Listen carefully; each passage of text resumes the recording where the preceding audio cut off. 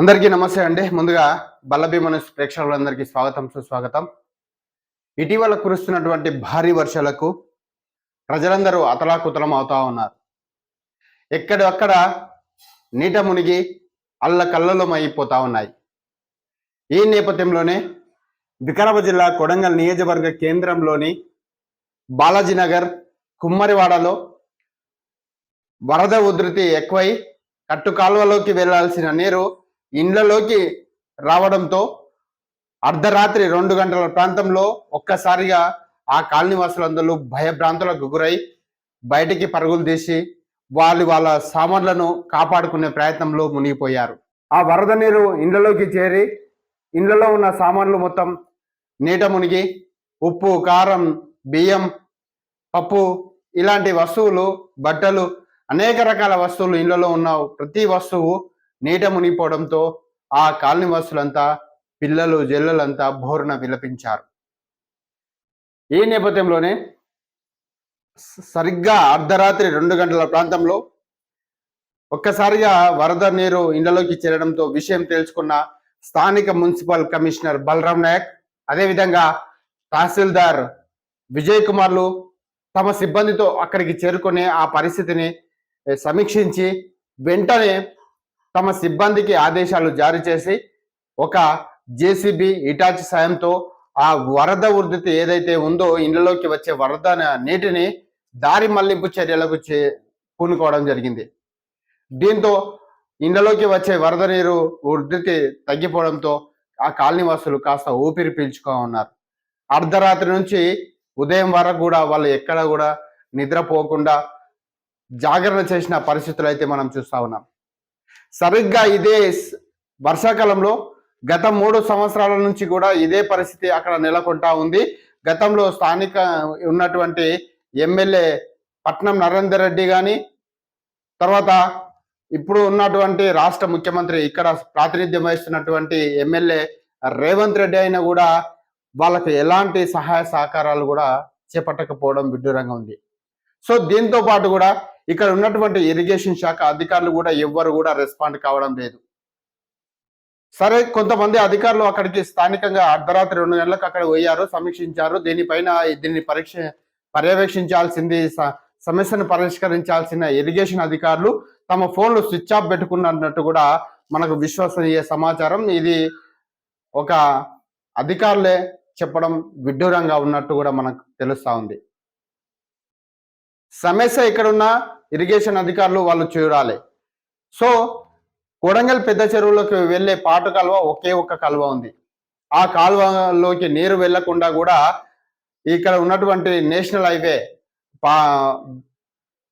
జడ్చర్ల నుంచి కోస్గి మీదుగా చించెలి వరకు కొడంగల్ మీదుగా హైవే, నేషనల్ హైవే రోడ్డు వర్కులు నడుస్తూ ఉన్నాయి, రోడ్డు పనులు నడుస్తూ ఉన్నాయి. ఈ కొడంగల్ నుంచి బైపాస్ ఏదైతే రోడ్డు పనులు నడుస్తున్నాయో వాళ్ళ అధికారులే, వాళ్ళకి రోడ్డు కాంట్రాక్టర్ నిర్లక్ష్యం వల్లనే ఈ పనులు జరుగుతూ ఉన్నాయనంటూ కూడా అధికారులు కూడా, ఇరిగేషన్ అధికారులు, ముఖ్యంగా ఇరిగేషన్ అధికారులు చేతులు ఎత్తేశారు. ఎవ్వరు కూడా రెస్పాండ్ కాలేదు. చేతులు కాలిన తర్వాత ఆకులు పట్టుకుంటే ఏమొస్తుంది అన్నట్టుగా ఉదయము 10 గంటలకు అక్కడికి వచ్చి అది పరిస్థితిని పర్యవేక్షించిన దాఖలాలు అయితే మనం చూస్తా ఉన్నాం. సో ఇదే సమయంలో అర్ధరాత్రి 2 గంటలకు మున్సిపల్ కమిషనర్ కానీ, తహసీల్దార్ కానీ అక్కడికి వెళ్ళకపోయి ఉంటే వాళ్ళ పరిస్థితి, వాళ్ళ గోస ఏ విధంగా ఉందో ఒకసారి ఊహించుకోండి. వీళ్ళు కదా అసలైన అధికారులు అంటే, వీళ్ళు అక్కడ వెళ్ళి పరీక్షించబోల్సే వారి పరిస్థితి ఏ విధంగా ఉండేది. ప్రజలందరూ కూడా వాళ్ళ కాళ్ళు మొక్కాల్సిన పరిస్థితి వచ్చింది. మీకు అయ్యా దండాలు, నమస్కారాలు, మీరు లేకపోతే మా బతుకులు ఆగమైపోయేటివి, ఉన్న సామాన్లు కూడా కొట్టుకుపోయేటివి వరద నీటిలో అని చెప్పేసి. ఇంత దారుణమైన ఘటన అక్కడ పరిస్థితి ఉన్నప్పటికీ కూడా ఎవ్వరు, ఏ ఇరిగేషన్ శాఖ అధికారులు ఎందుకు స్పందించడం లేదు, ఎందుకు అక్కడ సహాయక చర్యలు చేపట్టడం లేదు, తూతూ మంత్రంగా వస్తున్నారు.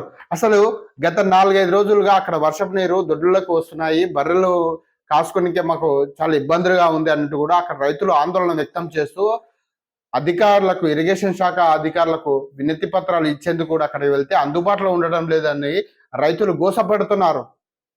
ఎక్కడ ఉన్నారు ఇరిగేషన్ అధికారులు? ఏమైపోతా ఉన్నారు? ఎందుకు స్పందించడం లేదు?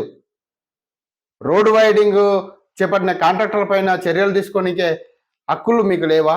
అధికారం మీకు లేదా? వాళ్ళని ఈ బాధ్యతలను చూసుకొని వర్కులు పర్యవేక్షించాల్సిన అధికారులు అసలు ఎక్కడే వెళ్ళిపోయారు? సో దీనిపైన సమగ్ర విచారణ జరిపి తక్షణమే ఇరిగేషన్ శాఖ అధికారుల పైన కఠిన చర్యలు తీసుకోవాలని కూడా కోడంగల్ పట్టణ ప్రజలు తీవ్ర ముక్త కంఠంతో ఖండిస్తా ఉన్నారు, డిమాండ్ చేస్తా ఉన్నారు. 2 అయింది చూసారు, 2 అయింది. ఇంటి నిండా మాలే ఉంది, ఇక పడుకుని గాయతనే తలం ఉంది. అట్లా మంటి పెట్టి 2 తలుపులు మూసి అట్లా మంట వేసినాం. ఇంకా జర జెర్సీ పెట్టకుంటే మాత్రం ఇంకా ఏం లేదు. మా మాలంతా పోయేదాగో కుప్ప కనిపిస్తుందా పచ్చిది దొడ్ల కూడా అట్లే ఉంది. ఇక దొడ్డి ఇప్పుడు ఇంకా ఇంకా నీళ్ళు ఉన్నాయి చూపిస్తా.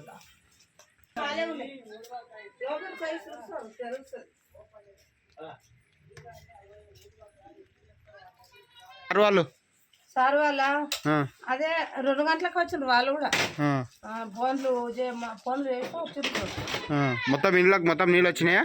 ఇంట్లోకి ఈడి దగ్గర వచ్చినాయి సార్. అక్కడేం ఎక్కడ లేవు ఇంకా పోయాడువి.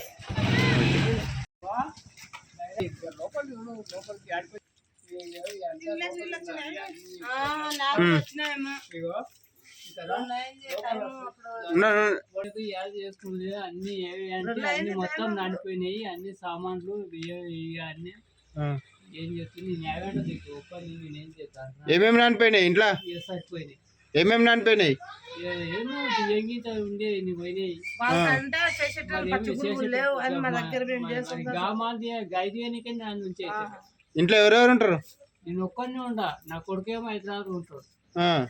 ఇక నేనేం చెప్పు నిన్నప్పుడు ఇంట్లో మొత్తం 2 గంటలకు వచ్చినాయి నీళ్ళు. 2 గంటలకు వచ్చినాయి. 2 గంటల లోపలే వచ్చినాయి. ముందే వచ్చినాయి. గంట ముందే వచ్చినాయి. ఆ తర్వాత అప్పటి నుంచి మేరకలను వస్తుంది. నీళ్ళు కొట్టుకుంటా మోసుకుంటా ఇక 5 తీసుకుంటా ఎన్ని గంటలు చేస్తున్నాం. అప్పటి నుంచి ఇక నిద్ర లేదు, ఇక ఇట్లా లేదు ఆ కంటికి. సార్ వాళ్ళు వచ్చినందుకు అన్ని నీళ్ళని పోయినాయి కదా? నీళ్ళని పోయినాయి. అప్పటి నుంచి జర తగ్గింది అనుకో. అంతవరకు దగ్గర వాటర్ మొత్తం ప్రజలందరికీ నమస్కారం. ఈ వాతావరణ శాఖ హెచ్చరించిన ప్రకారం మనకు నిన్న రాత్రి బాగానే వర్షాలు పడినాయి. 2 గంటల వరకు నుంచి మేము ఫీల్డ్లో ఉన్నాము. వర్షాల కారణంగా నేను మున్సిపల్ కమిషనర్ గారు ఉండి మనకు లోకల్లో ఉన్న ఎక్కడైతే ఉన్నాయో పేరుకపోయినాయి అన్నీ మట్టి గిడ తీయడం జరిగింది. రాత్రి నుంచి 2 o'clock నుంచి మేము రాత్రి 1 o'clock నుంచి మార్నింగ్ 5 o'clock వరకు నుంచి ఫీల్డ్లో ఉండి మట్టిని అంతా తీయడం, అలా చెత్తనంతా క్లియర్ చేయడం అయింది. అలాగే ఈ రోజు గిట్ట వర్షాలు బాగానే ఉన్నాయని మనకు హెచ్చరికలు ఉన్నాయి కనుక ప్రజలందరూ ఇంట్లో నుంచి బయటకు వెళ్లకుండా ఒకవేళ అత్యవసరం ఉంటేనే బయటికి రావాలని, లేకపోతే అందరు ఇంట్లో ఉండి సురక్షితంగా ఉండాలని కోరుకుంటున్నాం. చూస్తూనే ఉండండి శ్రీ బలభీమను ఛానల్.